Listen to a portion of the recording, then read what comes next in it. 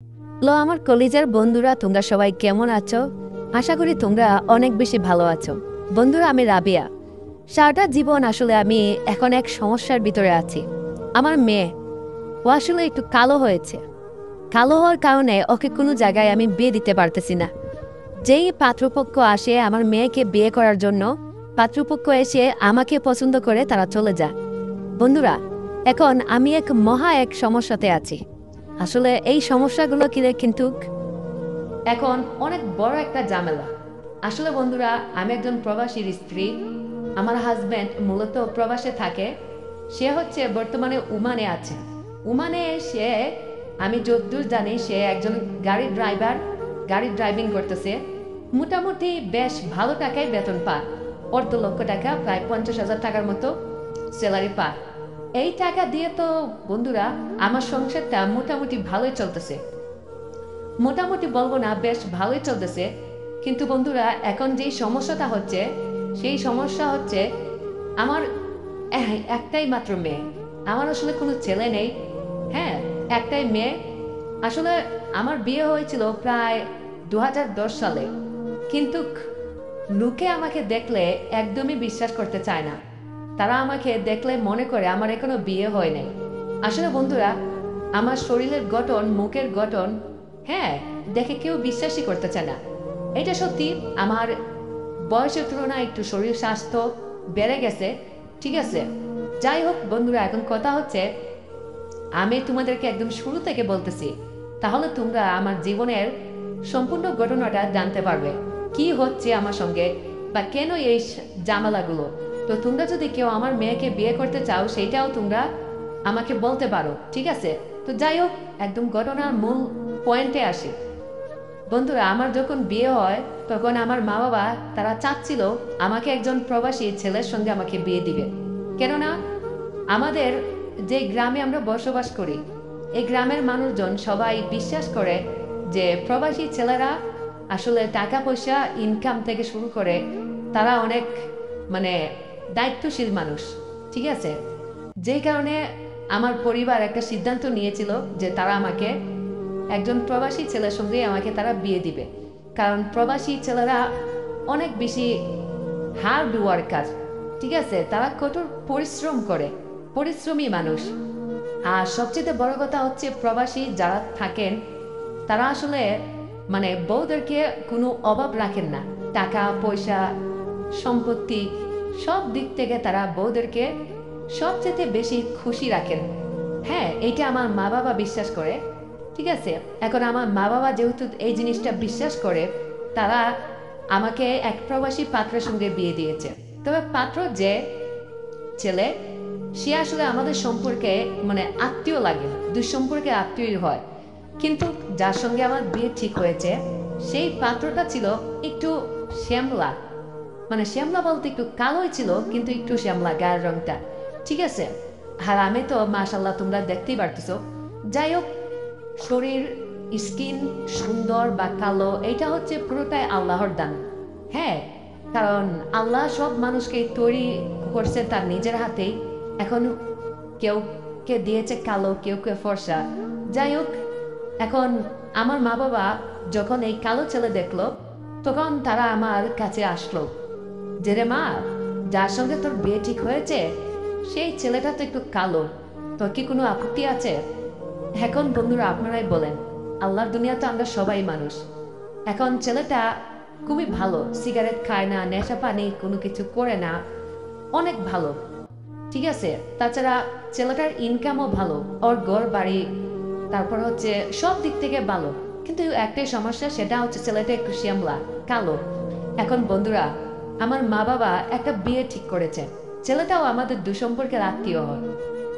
এখন ছেলেটা একটু কালো বলে আমি কি এই বিয়েটা ভেঙে দিতে পারি? হ্যাঁ, বলেন তো। এতে কিন্তু আমার আল্লাহ কিন্তু নারাজ হবে আমার উপরে। তখন আমি ডিসিশন নিলাম, আমি ঠিক করলাম, না, কালো হোক, সে তো মানুষ, সমস্যা কি? কোনো সমস্যা না। আমি আমার আম্মা আব্বুকে বললাম, তোমরা বিয়ে ঠিক করো, আমার কোনো সমস্যা নেই। কালো, সেও তো মানুষ, সমস্যা কি? তো তারা এই কথা শুনে বললো আলহামদুলিল্লাহ। তারপর বিয়ে ঠিক হওয়ার পর আমার হাজব্যান্ড আসলে 4 মাসের জন্য ছুটি নিয়ে আসছিলেন, ঠিক আছে? তাকে 3 মাসের ছুটি দিয়েছিল, কিন্তু সে আরও 1 মাস বেশি ছুটি নিয়ে এসেছিলেন। তো আমরা একসঙ্গে থাকলাম, বিয়ে শাদী হলো। তবে বিয়ের পর আমি বুঝতে পারলাম যে আমার হাজব্যান্ড খুব ভালো মনের একজন মানুষ ছিলেন, ঠিক আছে? কারণ সে আমাকে যত্ন নিত ভাই। অনেক স্বামী দেখবেন তারা কিন্তু স্ত্রীদের যত্ন নেয় না, বিশেষ করে স্ত্রীদের অভাব করে, তাদের কোনো স্বাধীনতা দেয় না, তাদের কোনো ইচ্ছে নেই, ঠিক আছে? কিন্তু আমার হাজব্যান্ড সেদিক থেকে অনেক ভালো একজন মানুষ ছিল। সবসময় সে আমার স্বাধীনতাকে প্রায়োরিটি দিত, আমার ইচ্ছের বিরুদ্ধে সে কোনো কাজ করতো না, আমাকে অনেক বেশি ভালোবাসতো, অনেক সম্মান করত। আর একজন নারী কিন্তু এইটাই চায়, ভালোবাসা চায়, সম্মান চায়, তারা কিন্তু আর বেশি কিছু চায় না, ধন সম্পত্তি, টাকা পয়সা, এই সমস্ত কোনো কিছু চায় না, তাদের এইটাই হচ্ছে মূল ইচ্ছা, ঠিক আছে? যাই হোক, তো এর 1 বছর যেতে না যেতেই আমার কোল, আমার ঘর, আমার সংসার ভালো করে একটা মেয়ে হলো।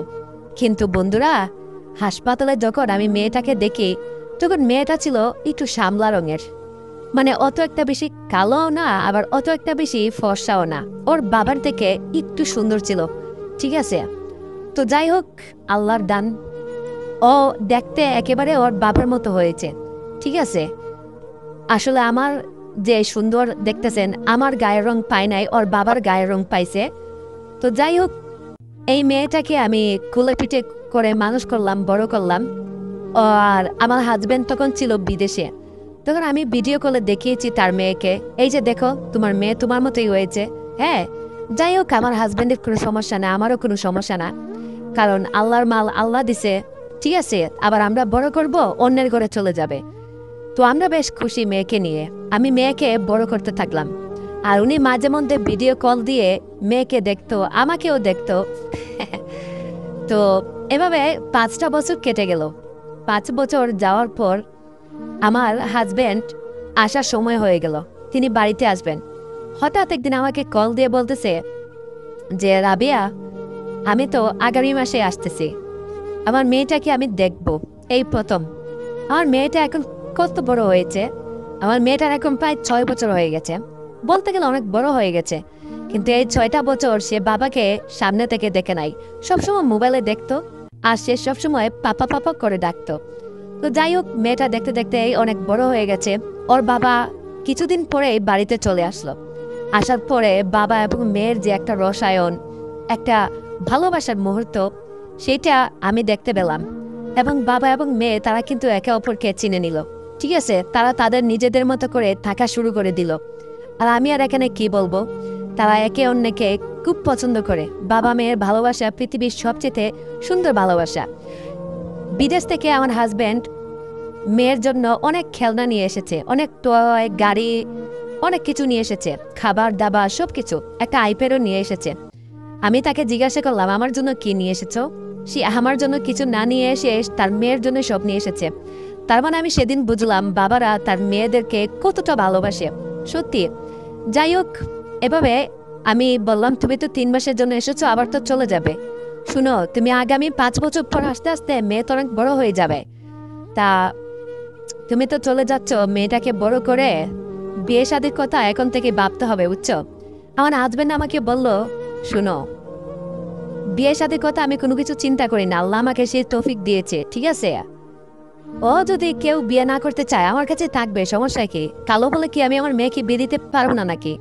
আমি তখন আমার হাজবেন্ডকে বললাম, আরে আসতে বলো, শারমিন পাশের রুমে আছে, শুনতে পারবে তো, মেয়েটা কষ্ট পাবে। তারপর বন্ধুরা, আমার হাজবেন্ড 3 মাস থেকে চলে গেল। চলে যাওয়ার পর আমার মেয়েটা দিন দিন কলেজে, স্কুলে ও খুব ভালো রেজাল্ট করতেছে। স্কুলের স্যার ম্যাডাম সবাই ওর অনেক প্রশংসা করে, ও খুব ভালো স্টুডেন্ট, ঠিক আছে? তাছাড়া ওরা আমার কোনো অবাধ্য হয় না কোনো সময়, সব সময় আমার কথা মোতাবেক চলে, আমার কথা মেনে চলে, অনেক ভালো একজন মানুষ।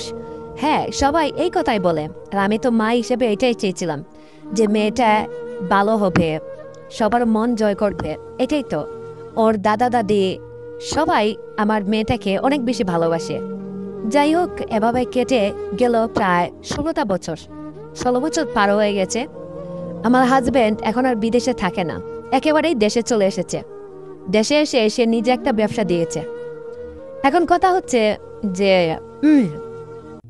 আমার যে আমার মেয়েটাকে এখন আমরা বিয়ে দিতে হবে, কারণ এখন ওর অনেক বয়স হয়ে গেছে, 16 বছরের মতো। আর বাঙালি মেয়েরা বিশেষ করে 15, 12, 14 বছর হলেই বিয়ের জন্য তারা উঠে পড়ে লাগে। এখন মেয়ে আসলে এরকম একজন মেয়ে বাড়িতে থাকা একটা রিস্ক, কখন কি হয়ে যায় বলা যায় না। কিন্তু বন্ধুরা, মেয়ের জন্য অনেক উকিল দেখলাম, অনেক ঘটক দেখলাম, কিন্তু মেয়েকে কোনোভাবে বিয়ে দিতে পারতেছিলাম না। যে জায়গা থেকে বিয়ের সম্বন্ধ আসে, তখন তারা যখন মেয়েকে দেখতে আসে, মেয়েতে একটি সমস্যা, মেয়েটা একটু সামলা, মেয়েটা কালো বলে সবাই রিজেক্ট করে দেয়, ঠিক আছে। আর যারা পছন্দ করে তারা অনেক ডিমান্ড চায়, মাল চায়, ফ্রিজ, টিভি থেকে শুরু করে, তারপর খাট, পালং, সোফা, জামাইকে বাইক দিতে হবে, নগদ 5 লক্ষ টাকা দিতে হবে, যৌতুক, ঠিক আছে। আসলে এত কিছু চায় যা বলার বাইরে। হ্যাঁ, এইটা কি আসলে ঠিক? সারা জীবন মেয়েকে লালন পালন করলাম, বড় করলাম, এইটা আসলে কিভাবে কি যৌতুক দিয়ে মেয়েকে বিয়ে দিব? এটা কি হয় নাকি? এখন তো ডিজিটাল যুগ, কিন্তু বন্ধুরা, মানে কি যে একটা যুগ এসেছে বলা মুশকিল। এখন অনেক মানুষ আসে, আসার পরে মেয়েকে পছন্দ হয় না, কিন্তু তাদের মানে যে পাত্রপক্ষের বাবা এসে আমাকে পছন্দ করে, তারা আমাকে পছন্দ করে, আমাকে শর্ত দেয় যে তাদের সঙ্গে রিলেশন করতে হবে, রুম ডেট করতে হবে, এক রাত থাকতে হবে। আবার অনেক মেয়ের জামাই তারা তো আমাকেই এসে পছন্দ করে, আমাকে বলে যে সে নাকি আমাকে বিয়ে করবে। এই বয়সে এইসব কথা শুনে সত্যি বন্ধুরা আমার খুব হাসি পায়। আমার এখন বয়স প্রায় বলতে গেলে 38-40-এর কাছাকাছি হবে, কিন্তু বন্ধুরা আমার শরীর দেখে অনেকে বিশ্বাস করে না, কারণ আমি একটু বডি একটু ফিট করে চলি, তো খাওয়া দাওয়া কম করি, আর বিশেষ করে স্কিনের যত্ন নেই। আর এটা আমার আগে থেকে, আমি আরও সুন্দরী ছিলাম, এখন একটু হয়ে গেছি। তো একদিন একটা জামাই আসলো, বুঝছেন, উকিল পক্ষ থেকে নিয়ে আসলো, আমার মেয়েকে দেখতে আসবে।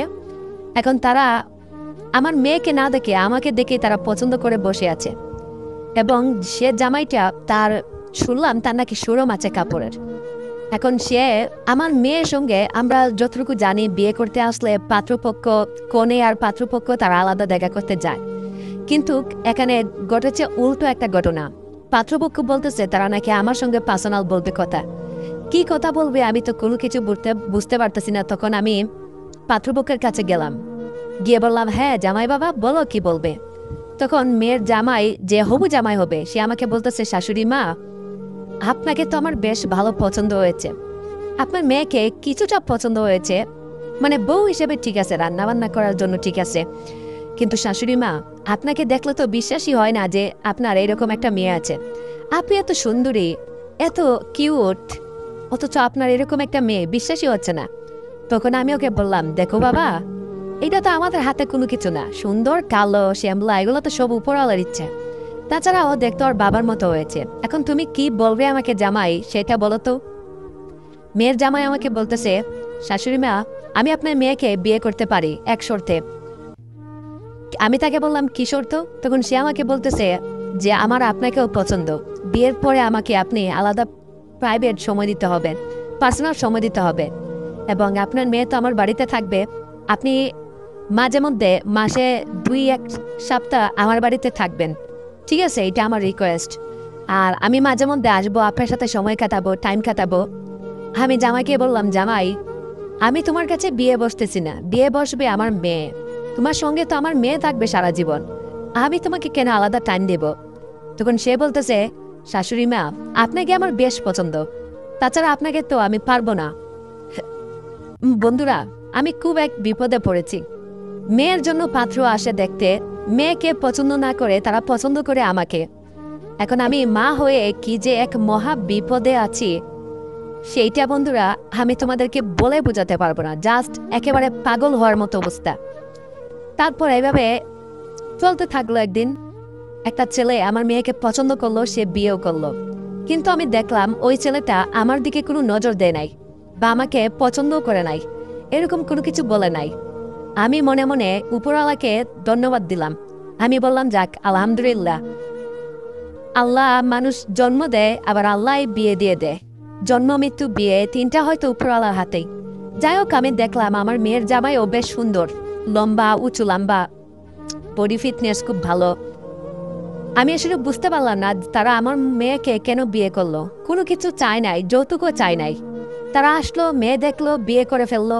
এই বন্ধুরা, বিয়ের 1 মাস পর আসলে আমার মেয়ে আমাকে একদিন ফোন করলো, বলল তার বাসায় নাকি যেতে হবে। যাওয়ার পরে আমি দেখি আমার জামাই আমার দিকে বিভিন্নভাবে নজর দিচ্ছে, আমার দিকে ইশারা দিচ্ছে, চোখ দিচ্ছে। আমি গোসল করতে গেলে সেখানে যাচ্ছে। মানে কি যে একটা অবস্থা, আমি পুরো অতিষ্ঠ হয়ে গেলাম। আমার মেয়েকে বললাম, কিরে মা, তুই আমাকে এখানে নিয়ে এসেছিস কেন? তখন বলতেছে, মা আসলে কি বলবো, আমার জামাই আমাকে খুব অত্যাচার করে, গায়ে হাত তুলে মারামারি করে, এই জন্য মা আমি তোমাকে নিয়ে এসেছি।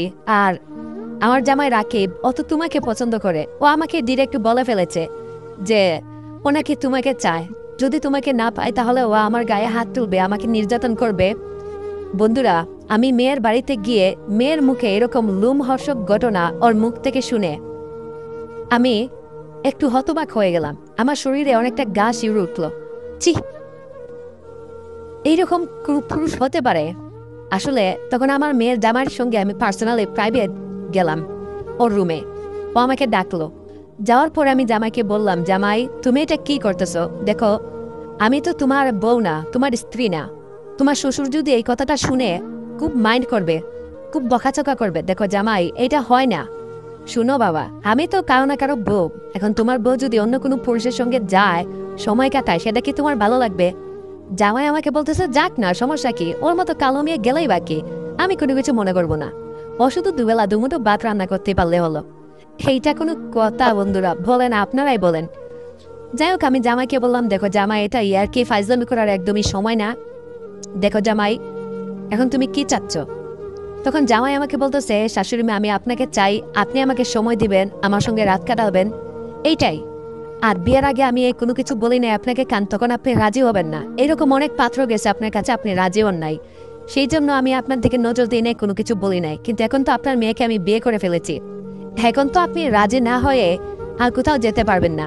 এখন আপনি আমার হাতে বন্দি। আর দেখেন, আপনি যদি এটা রাজি না হন, তাহলে আমি আপনার মেয়েকে তিলে তিলে কষ্ট দিব, আঘাত দিব। আর আপনি এই কষ্ট কিন্তু সহ্য করতে পারবেন না। এখন বলেন বন্ধুরা, এটা কেমন ব্ল্যাকমেল? যাই হোক বন্ধুরা, ভিডিওটা লম্বা হয়ে যাবে বলে আমি চিন্তা করতেছি দ্বিতীয় পর্ব নিয়ে হাজির হব। তো তোমরা যদি দ্বিতীয় পর্বটা শুনতে চাও, জামাই শাশুড়ির ভিতরে কি হলো, বা আমার মেয়েকে কি এরপরে নির্যাতন করলো, নাকি আমি আইনের কোনো আশ্রয় নিয়েছি, তোমরা যদি শুনতে চাও তাহলে আমি তোমাদের জন্য দ্বিতীয় পার্ট নিয়ে আসবো। তোমরা যদি দ্বিতীয় পার্টটা শুনতে চাও তাহলে এই ভিডিওর কমেন্ট বক্সে বেশি বেশি করে কমেন্ট করো। আমি তোমাদের জন্য দ্বিতীয় পর্বটি নিয়ে খুব শীঘ্রই হাজির হয়ে যাব। আর এই ভিডিওটা, এই গল্পটা, স্টোরিটা তোমাদের কাছে কেমন লাগলো বন্ধুরা, আমাকে কিন্তু তোমরা কমেন্ট করে অবশ্যই অবশ্যই জানাবে। আর আমি তোমাদের জন্য দ্বিতীয় পর্বটা রেডি করতেছি। তোমরা যারা যারা দ্বিতীয় পর্বটা শুনতে চাও, শুনতে আগ্রহী, অবশ্যই আমাকে কমেন্ট করে ফেলো এখনই ঝটপট। ঠিক আছে, দেখা হচ্ছে দ্বিতীয় পর্বতে। ভালো থাকবে বন্ধুরা, সুস্থ থাকবে।